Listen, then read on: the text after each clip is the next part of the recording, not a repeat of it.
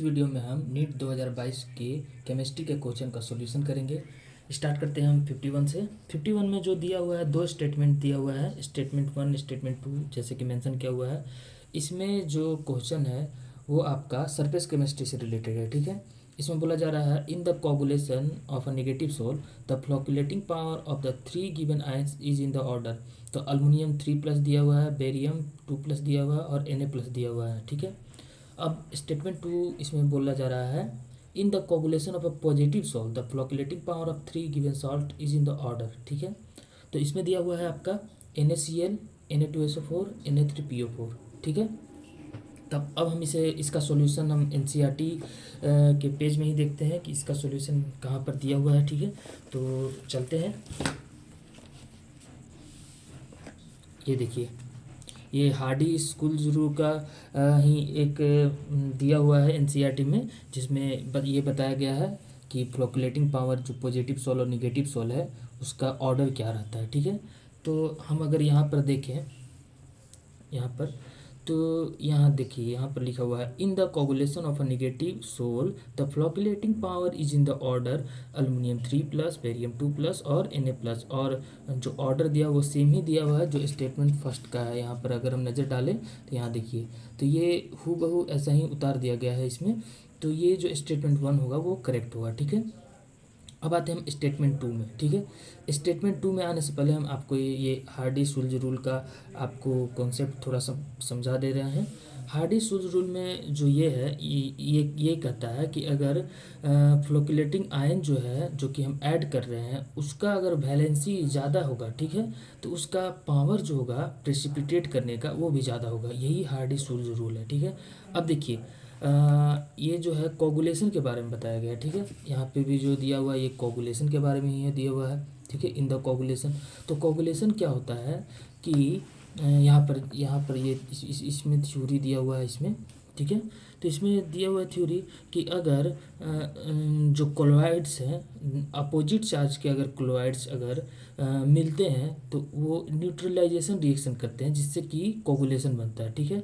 तो अगर हमारे पास नेगेटिव सोल होगा तो अगर उसको हमें कोगुलेशन कराना है तो उससे हम पॉजिटिव क्लोराइड से जिसका वैलेंसी ज़्यादा होगा, ताकि उसका फ्लोकुलेटिंग पावर भी ज़्यादा होगा, उससे अगर हम उसको रिएक्ट करवाएंगे तो उसका कोगुलेशन और प्रेसिपिटेशन अच्छा होगा, ठीक है। तो इसी कॉन्सेप्ट के आधार पे ये स्टेटमेंट 2 जैसे दिया हुआ है in the coagulation of positive sol the flocculating power. तो इसमें यहाँ पर देखिए, यहाँ पर ये मेंशन किया हुआ है similarly in the coagulation of a positive cell तो positive sol the flocculating power is in the order. तो ये जो ऑर्डर दिया हुआ है, ठीक ना, तो ये ऑर्डर जो दिया है Fe6 4 PO4 3 SO4 2 क्लोरीन का माइनस दिया हुआ है। तो ये इस क्रम में दिया हुआ है कि जो ग्रेटर वैलेंसी वो सबसे पहले आए, उसके बाद उसका लेस वैलेंसी आए, ठीक है। क्योंकि अगर वैलेंसी ज़्यादा होगा, क्योंकि ये पॉजिटिव सोल है, इसके कंपैरिजन में ये जो निगेटिव क्लोराइड दिया हुआ है इसका जिसका वैलेंसी ज़्यादा होगा इसका फ्लोकुलेटिंग पावर ज़्यादा होगा, ठीक है। तो इसी हिसाब से हम इसको भी चेक कर लेते हैं, इसी कॉन्सेप्ट पे ये भी दिया हुआ है, ठीक है। तब इसमें अगर हम चेक करें तो इसमें जो ऑर्डर दिया हुआ है, ठीक ना, तो आगे हम इसको इस मॉलिक्यूल को देख लेते हैं कि इसमें जो दिया गया है पॉजिटिव सोल, तो हमें खोजना है इसमें कि निगेटिव क्लोराइड्स का जो वैलेंसी वो कितना है, ठीक है। तो NaCl में तो क्लोरीन है तो उसमें तो -1 है, तो इसका वैलेंसी तो -1 ही आया। Na2SO4 में सल्फेट आयन है जिसमें -2 आया।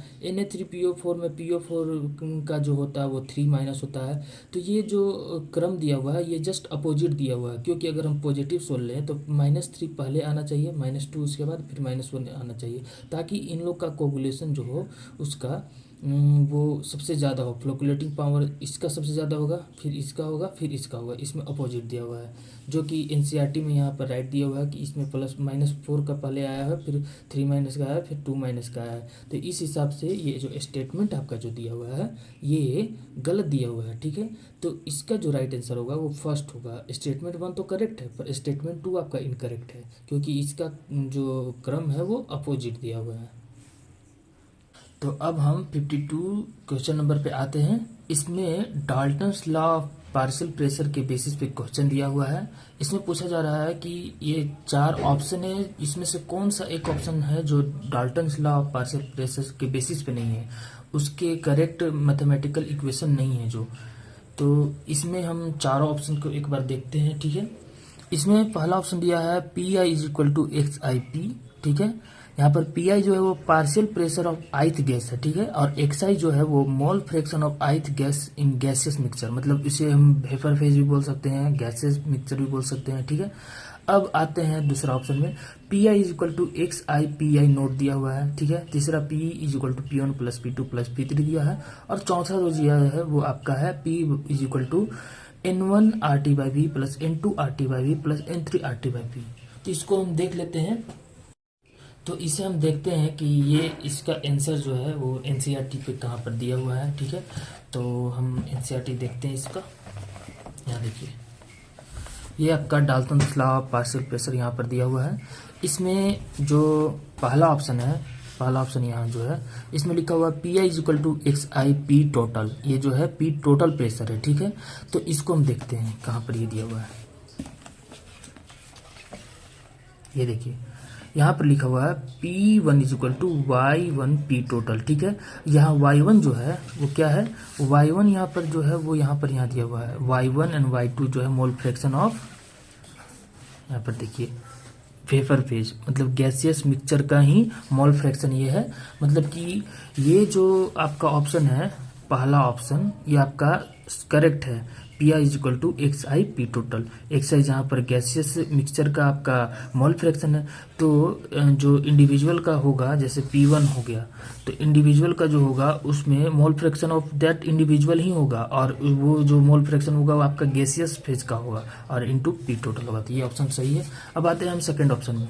सेकेंड ऑप्शन जो है ये P I is equal to x I P note, ये Dalton's law of partial pressure पे कहीं दिया हुआ नहीं है। यहाँ हम देखेंगे तो यहाँ पर कहीं पर आपका वैसा दिया नहीं हुआ है। ये जो आपका ऑप्शन है, ये ऑप्शन आपका रॉल्स लॉ पे दिया हुआ है। ये जो है आपका रॉल्स लॉ जो है, ठीक है, इसके यहाँ पर आपका दिया हुआ है p one is equal to p one naught x one, जो कि इससे रिलेट करता है। P I is equal to x I p i naught, ठीक है। पी आई नोट जो है वो आपका प्योर स्टेट का आयत गैस का प्रेशर है, ठीक है। तो ये डाल्टन्स लॉ पार्शियल प्रेशर के बेसिस पे दिया नहीं हुआ है, इसलिए जो इनकरेक्ट जो इसमें मैथमेटिकल इक्वेशन जो होगा वो सेकेंड वाला होगा, क्योंकि ये डाल्टन्स लॉ पार्शियल प्रेशर पे दिया नहीं हुआ है। अब थर्ड आते हैं। थर्ड में लिखा हुआ है कि इंडिविजुअल पार्शियल प्रेशर जो होता है इंडिविजुअल गैस का, उसका जो टोटल होता है वो टोटल पार्शियल प्रेशर पे मतलब कि उसका इक्वल होता है, ठीक है। तो यहाँ पर ये दिया हुआ है, यहाँ पर देखिए P total is equal to P1 plus P2, ये जो आपका Dalton's law of partial pressure है, टोटल प्रेशर जो होता है, ठीक है, वो sum of the partial pressure of components individual gas जो होता है उसका होता है। तो थर्ड ऑप्शन आपका करेक्ट है इस हिसाब से।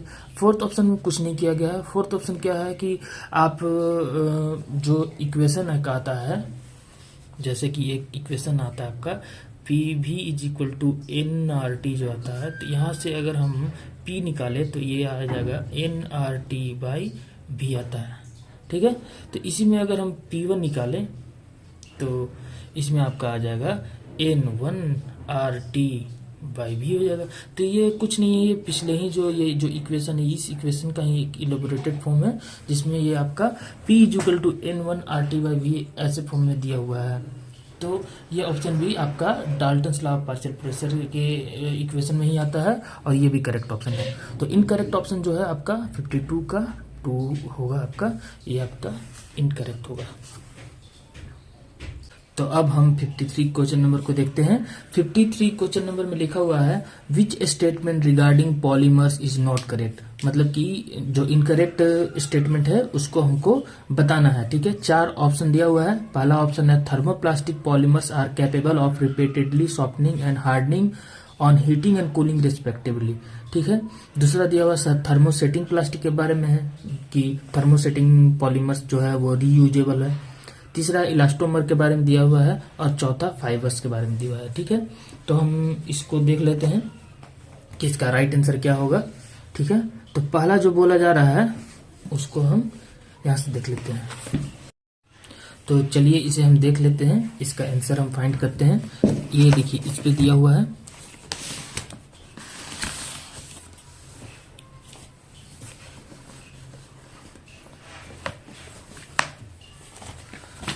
यहाँ पर ये दिया हुआ है। जैसे कि इसमें पहला जो ऑप्शन है उसमें लिखा हुआ है कि capable of repeatedly softening and hardening on heating and cooling respectively. तो ये लाइन यहाँ पर दिया हुआ है कि soften repeatedly when heated and harden when cooled with little change in their property. मतलब कि थर्मोप्लास्टिक को हम बार बार यूज कर सकते हैं, जैसे हम उसे हीट करते हैं तो वो सॉफ्ट हो जाता है और उसको हम इजीली मोल्ड कर सकते हैं और उसको हीट करके हम उसे रीयूज कर सकते हैं, किसी भी शेप में उसको हम ढाल सकते हैं। ठीक है, अब दूसरा जो ऑप्शन दिया हुआ है उसमें लिखा हुआ है थर्मोसेटिंग पॉलीमर्स आर रीयूजेबल। ठीक है, ये देख लेते हैं। यहाँ देखिए थर्मोसेटिंग पॉलीमर्स जो होते हैं वो परमानेंट चेंज में चले जाते हैं जब इनको हीट किया जाता है, तो इसलिए इनको आप दोबारा से यूज नहीं कर सकते हैं, क्योंकि इसमें क्रॉस लिंकिंग होता है जो कि does not allow to move freely, इसलिए जो है ये परमानेंटली रिजिड हो जाते हैं। तो ये आंसर इसका गलत होगा, थर्मोसेटिंग पॉलीमर्स रीयूजेबल नहीं होते हैं। ठीक है, अब तीसरा दिया इलास्टोमर्स है polymers chain held together by weak intermolecular forces. तो ये यहाँ पर दिया हुआ है इलास्टोमर्स जो है, ये देखिए इलास्टोमर्स जो है यहाँ पर तो वो हेल्ड टुगेदर, तो वो एक दूसरे से वीक इंटरमोलिकुलर फोर्सेस के द्वारा बंधे होते हैं। तो ये भी ऑप्शन सही है आपका। तो अब आते हैं फोर्थ ऑप्शन में। फोर्थ ऑप्शन लिखा हुआ है fibres possesses high tensile strength. ठीक है, अब फाइबर्स में हम देख लेते हैं। यहाँ देखिए, यहाँ जो फाइबर्स है इसमें लिखा हुआ है कि pack giving them high tensile strength and less elasticity. तो ये ऑप्शन भी सही है। तो इसका जो करेक्ट ऑप्शन होगा वो इसका जो इनकरेक्ट जो स्टेटमेंट होगा उसके लिए जो करेक्ट ऑप्शन होगा वो होगा आपका 53 का 2। अब आते हैं हम लोग क्वेश्चन नंबर 54 पे। इसमें लिखा गया है amongst the following which one will have the maximum lone pair electron repulsion. मतलब इसमें 4 ऑप्शन दिया गया है। इसमें पूछा जा रहा है कि कौन सा मॉलिक्यूल है जिसके पास मैक्सिमम लोन पेयर रिपल्सन होगा। ठीक है, तो ये आपका केमिकल बॉन्डिंग का क्वेश्चन है। ठीक है ना, और ये जो है आपका पेज नंबर 111 में दिया हुआ है, 111 पेज नंबर पे आपका दिया हुआ है कि इसमें स्ट्रक्चर दिया हुआ है जिससे आपको पता चलेगा कितना लोन पेयर किसके पास है, जिससे रिपल्सन का पता चलेगा। ठीक है, तो हम आपको दिखाते हैं ये देखिए इसमें पहला ऑप्शन SF4 है। ठीक है, SF4 यहाँ पर देखिए कहाँ पर है, ये देखिए SF4 है। SF4 में यहाँ पर देखिए एक लोन पेयर है। ठीक है, अब देखिए दूसरा आता है XeF2। ठीक ना, तो अब आप यहाँ से देखिए यहाँ लिखा XeF4। ठीक ना, तो इसमें अगर हम 2 हटा दें तो उसके बदले में एक लोन पेयर आ जाएगा। ठीक है, तो उसमें कुल मिलाकर 3 लोन पेयर हो जाएंगे। ठीक है, तो हम आपको इसमें ही लिख देते हैं। ठीक है, इसमें जैसे कि XeF2 है। ठीक ना, XeF2 है तो इसमें लिख देते हैं 3 लोन पेयर। ठीक है, और SF4 है इसमें लिख देते हैं आपका 1 लोन पेयर। ठीक है, अब आइए अब देखते हैं हम। अब तीसरा ऑप्शन में ClF3 दिया हुआ है। ठीक है, तो ClF3 जो है उस पे हम देखते हैं। यहाँ देखिए यहाँ दिया हुआ है ClF3, इसमें 2 लोन पेयर है, साफ साफ दिख रहा है, T शेप का होता है ClF3। तो इसमें हम लिख देते हैं 2 लोन पेयर। यहाँ देखिए 2 लोन पेयर लिखा हुआ है। ठीक है, अब IF5 हम देखते हैं। ठीक ना, तो IF5 में यहाँ देखिए यहाँ पर जैसे यहाँ देखिए BrF5 है ना, तो ब्रोमीन जो है वो आपका हेलोजन फैमिली से आता है, आयोडीन भी आपका हेलोजन फैमिली से आता है। लोन पेयर दोनों के सेम ही होते हैं। ठीक है, दोनों के वैलेंस इलेक्ट्रॉन भी सेम ही होते हैं। तो इसमें क्या होगा, इसी में ऐसे ही IF5 का भी स्ट्रक्चर होगा और इसमें देख रहे हैं 1 लोन पेयर लिखा हुआ है, तो यहाँ पर भी 1 लोन पेयर हो गया। अब आप देख सकते हैं कि कौन सा किसमें लोन पेयर ज्यादा है। XeF2 पे लोन पेयर ज्यादा है, 3 लोन पेयर है, तो इसमें रिपल्सन ज्यादा होगा। तो इसलिए इसका राइट ऑप्शन है आपका 54 का 2। अब आते हैं हम लोग क्वेश्चन नंबर 55 में। 55 में आप क्वेश्चन को ध्यानपूर्वक पढ़िएगा। ये जो आपका है इस ब्लॉक का आपका क्वेश्चन दिया हुआ है, इसमें पूछा जा रहा है इनकरेक्ट स्टेटमेंट बताना है आपको चारों में से, ठीक है। 4 स्टेटमेंट दिया हुआ है। पहला स्टेटमेंट है कि जो अल्केली मेटल है उसका आयोनाइजेशन इंथैल्पी ऊपर से नीचे जाने पर डिक्रीज कर रहा है। दूसरा आपका दिया हुआ है कि लिथियम जो है वो स्ट्रॉन्गेस्ट रिड्यूसिंग एजेंट है सारे अल्केली मेटल में। तीसरा आपका जो दिया हुआ है वो दिया हुआ है कि alkali metals react with water to form their hydroxide, ठीक है। और चौथा आपका ऑप्शन जो दिया हुआ है द ऑक्सीडेशन नंबर ऑफ के इन KO2, मतलब सुपर ऑक्साइड जो है पोटेशियम का वो +4 है। तो चलिए इसको हम एक बार चेक कर लेते हैं। ये आपका इस ब्लॉक से दिया हुआ है, ठीक है। तो इस ब्लॉक का हम खोलते हैं चैप्टर, उसमें आपको बताते हैं ये कहाँ दिया हुआ है। तो अधिकतर जो है सारा NCERT से ही दिया रहता है, तो मैं आपको यहाँ पर दिखा देता हूँ, ठीक है। पहला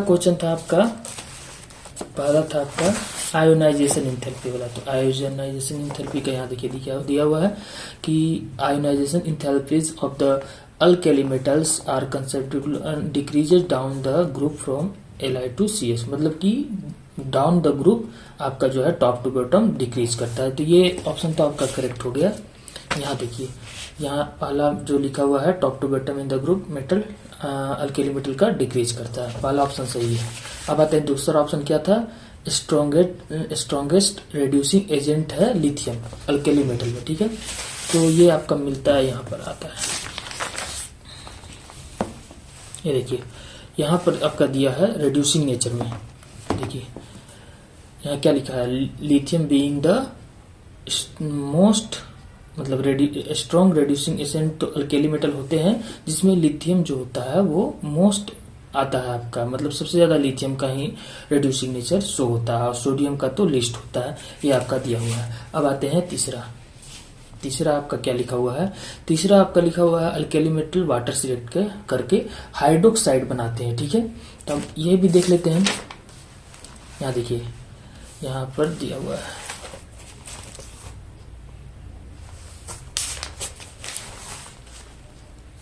ये देखिए towards water, reactivity towards water, the alkali metals react with water to form hydroxide and dihydrogen। तो ये आपका ऑप्शन सही है। यहाँ देखिए हाइड्रोक्साइड का बात बोला गया है। अब आते हैं फोर्थ ऑप्शन में। तो फोर्थ ऑप्शन में आपको हम दिखा देते हैं। अब 3 ऑप्शन आपका इनकरेक्ट है तो फोर्थ ऑप्शन ही राइट होगा, पर वैसे मैं आपको दिखा देता हूँ। यहाँ पर दिया हुआ है, ये देखिए यहाँ पर दिया हुआ है कि M+O2 जो है वो बनाते हैं MO2 सुपर ऑक्साइड, ठीक है। और यहाँ दिया हुआ है कि मेटल में जो है K, Rb और CS होते हैं, ठीक ना। और इसमें देखिए यहाँ पर ये भी लिखा हुआ है, तो इसी को अगर हम यहाँ पर बैठाते हैं तो K+O2 बराबर KO2 हो जाएगा, जो कि सुपर ऑक्साइड बनाता है। अब नीचे के स्टेट में दिया हुआ है in all this oxide the oxidation state of alkali metal is +1, मतलब कि इसमें पोटेशियम का जो ऑक्सीडेशन स्टेट होगा, ठीक है, वो +1 होगा। तो KO2 का तो ऑक्सीडेशन स्टेट +1 है। अब यहाँ पर दिया हुआ है कि यहाँ पर लिखा हुआ है कि KO2 इज ऑक्सीडेशन नंबर जो है यहाँ पर +4 दिया हुआ है, तो ये +4 नहीं हो सकता है क्योंकि +1 ही होगा जो आपका दिया हुआ है NCERT में। इस अनुसार ये जो 55 का जो फोर्थ ऑप्शन है वो इनकरेक्ट है। तो मतलब राइट आंसर जो होगा वो आपका 55 का 4 होगा।